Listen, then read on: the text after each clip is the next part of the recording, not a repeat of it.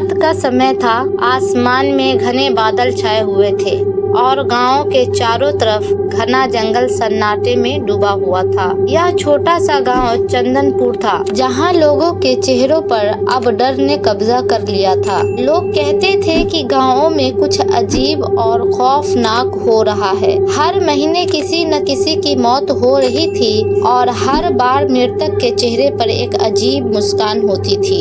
यह मुस्कान इतनी भयानक थी कि जिसने भी इसे देखा वो कुछ दिनों में पागल हो गया। लोग अब रात को अपने घरों से बाहर निकलने से डरने लगे थे, लेकिन यह सब कब और कैसे शुरू हुआ इसकी कोई स्पष्ट जानकारी नहीं थी। यह सब करीब 6 महीने पहले शुरू हुआ था। गांव की एक लड़की राधा, जिसकी शादी कुछ ही दिनों में होने वाली थी, रात को अपने घर के पीछे वाले बागीचे में गई थी। वो वहाँ कुछ देर से टहल रही थी, लेकिन जब वह वापस नहीं आई तो परिवार के लोग उसे ढूंढने निकले। सुबह उसकी लाश बागीचे में मिली। उसका चेहरा सफेद था, आंखें खुली थी और होठों पर एक अजीब मुस्कान थी। यह मुस्कान ऐसी थी जैसे उसने मरते वक्त कोई भयानक चीज देखी हो, लेकिन वह मुस्कुरा रही थी। गांव के लोग इसे कोई सामान्य घटना मान रहे थे, लेकिन उसके बाद से हर महीने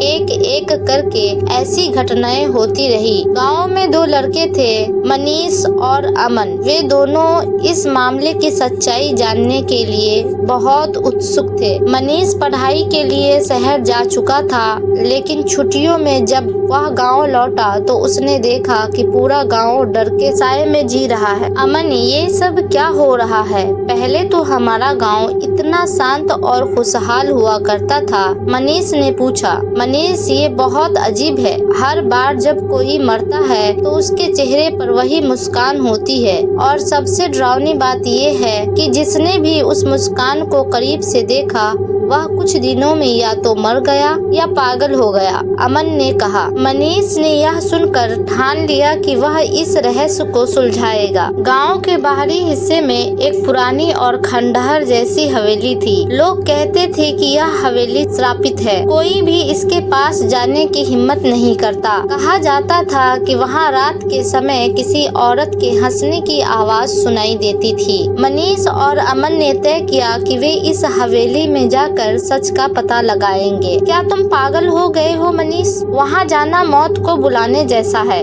अमन ने घबराते हुए कहा। अगर हम सच का पता नहीं लगाएंगे तो ये डर कभी खत्म नहीं होगा। हमें पता करना ही होगा कि आखिर ये सब क्या हो रहा है, मनीष ने दृढ़ता से कहा। अगली रात दोनों दोस्त ने अपनी टॉर्च और एक पुराना नक्शा लिया और हवेली की तरफ बढ़ गए। हवेली के पास पहुँचते ही हवा अचानक ठंडी हो गई। अमन के हाथ पैर कांपने लगे, लेकिन मनीष ने उसका हौसला बढ़ाया। हवेली के अंदर जाते ही चारों तरफ सन्नाटा था। पुरानी दीवारों पर फटी हुई तस्वीरें लटकी थी और फर्श पर धूल और जालों की परतें जमी हुई थी। तभी उन्हें एक कमरे से धीमी धीमी हंसी की आवाज सुनाई दी। मनीष ने धीमे कदमों से उस कमरे की ओर बढ़ना शुरू किया। कमरे के अंदर एक पुरानी कुर्सी पर एक महिला की परछाई बैठी हुई थी। उसकी पीठ उनकी तरफ थी और वह लगातार हंस रही थी। कौन है वहाँ? मनीष ने हिम्मत करके पूछा। जवाब में हंसी और तेज हो गई। अचानक वह परछाई कुर्सी से उठी और मुड़ी। दोनों दोस्त निशब्द रह गए। वह महिला कोई इंसान नहीं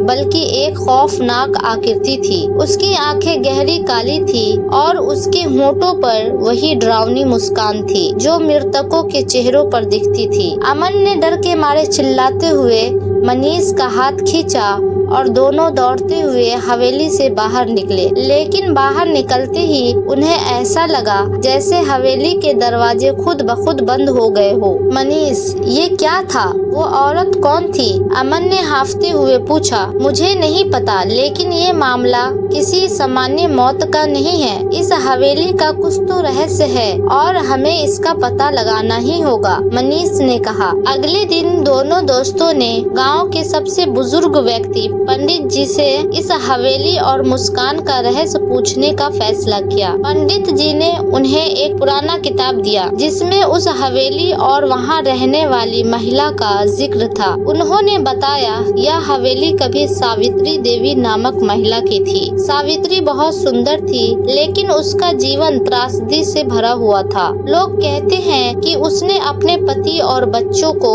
एक दिन मुस्कुराते हुए मरते देखा। उसके बाद वह पागल हो गई और खुद को उस हवेली में बंद कर लिया। उसकी आत्मा आज भी वहाँ भटक रही है और मुस्कान के रूप में अपना बदला ले रही है। मनीष और अमन अब इस मुस्कान के रहस्य को सुलझाने के लिए आगे क्या कदम उठाएंगे? क्या वे इस खौफनाक मुस्कान का सच जान पाएंगे? पिछली रात की घटनाओं ने मनीष और अमन के दिलों में गहरी दहशत पैदा कर दी थी। हवेली में देखी गई उस डरावनी परछाई और उसकी खौफनाक मुस्कान ने दोनों को झकझोर कर रख दिया। लेकिन मनीष के मन में सवालों का सैलाब उमड़ रहा था। वह जानता था कि अगर इस रहस्य को सुलझाया नहीं गया तो गांवों में मौतों का सिलसिला कभी नहीं थमेगा। अगले दिन सुबह दोनों पंडित जी के पास गए, जो गांव के सबसे बुजुर्ग और ज्ञानी व्यक्ति थे। उन्होंने पिछली रात हवेली में देखी हर बात विस्तार से बताई। पंडित जी ने गहरी सांसें ली और एक पुरानी किताब निकाली। पंडित जी ने कहा,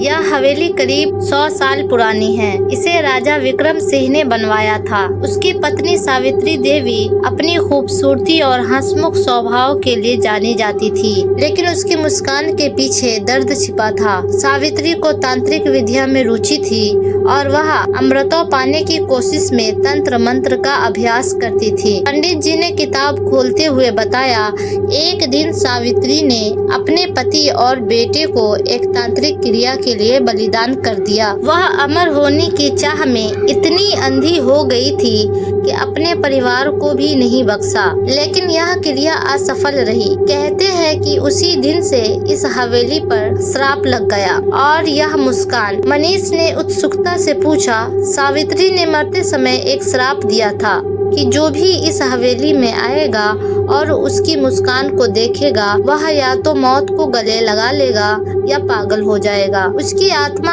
आज भी हवेली में भटकती है और अपनी मौत का बदला लेने की कोशिश करती है। पंडित जी ने कहा। मनीष और अमन ने तय किया कि वे इस श्राप को खत्म करने के लिए कुछ करेंगे, लेकिन यह आसान नहीं था। पंडित जी ने उन्हें सावधान किया। उस आत्मा से लड़ना साधारण इंसान के बस की बात नहीं है। अगर तुमने जरा भी गलती की तो यह तुम्हारी आखिरी लड़ाई होगी। मनीष ने आत्मविश्वास से कहा, हम डरेंगे नहीं। अगर हमें इस गांव को इस खौफ से बचाना है तो हमें इसे खत्म करना ही होगा। पंडित जी ने उन्हें एक विशेष तावीज दिया और कहा, यह तावीज तुम्हें सावित्री की आत्मा के प्रभाव से बचाएगा, लेकिन तुम्हें बहुत सावधान रहना होगा। अगली रात मनीष और अमन ने फिर से हवेली में कदम रखा। इस बार उनके हाथ में तावीज और पंडित जी द्वारा बताया गया मंत्र था। हवेली के अंदर कदम रखते ही हवा और भी ठंडी हो गई। चारों तरफ अजीब सी गंध थी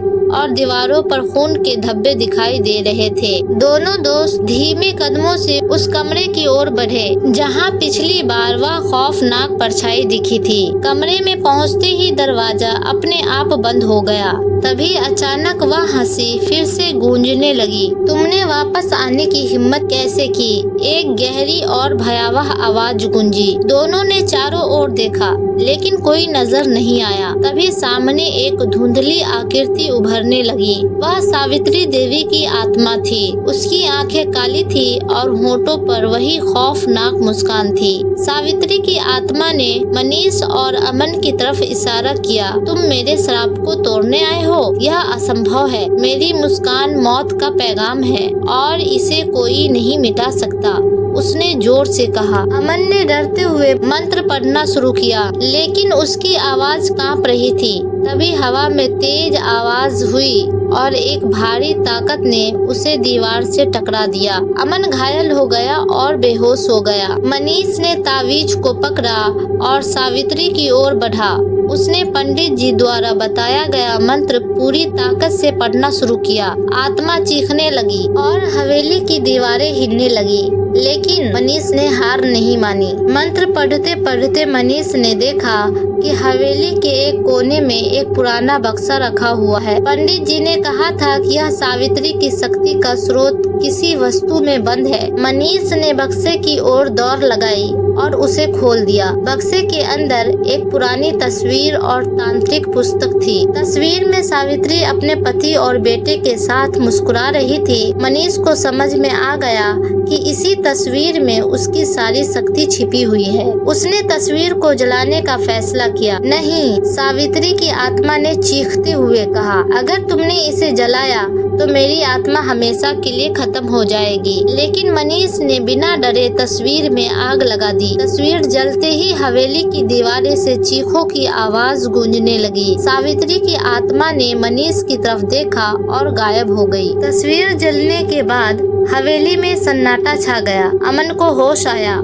और दोनों दोस्त बाहर निकल गए। बाहर निकलते ही उन्हें महसूस हुआ कि हवेली अब सामान्य हो चुकी है। गांव लौटने पर उन्होंने पंडित जी को सब कुछ बताया। पंडित जी ने कहा, तुमने सावित्री की आत्मा को हमेशा के लिए मुक्त कर दिया है। अब गांव पर कोई खतरा नहीं है। मनीष और अमन ने इस भयानक अनुभव से बहुत कुछ सीखा। यह कहानी यहीं खत्म होती है, लेकिन मनीष के मन में हमेशा एक सवाल रहेगा, क्या वाकई सावित्री की आत्मा अब पूरी तरह मुक्त हो चुकी है या यह खौफनाक मुस्कान कभी फिर से लौटेगी।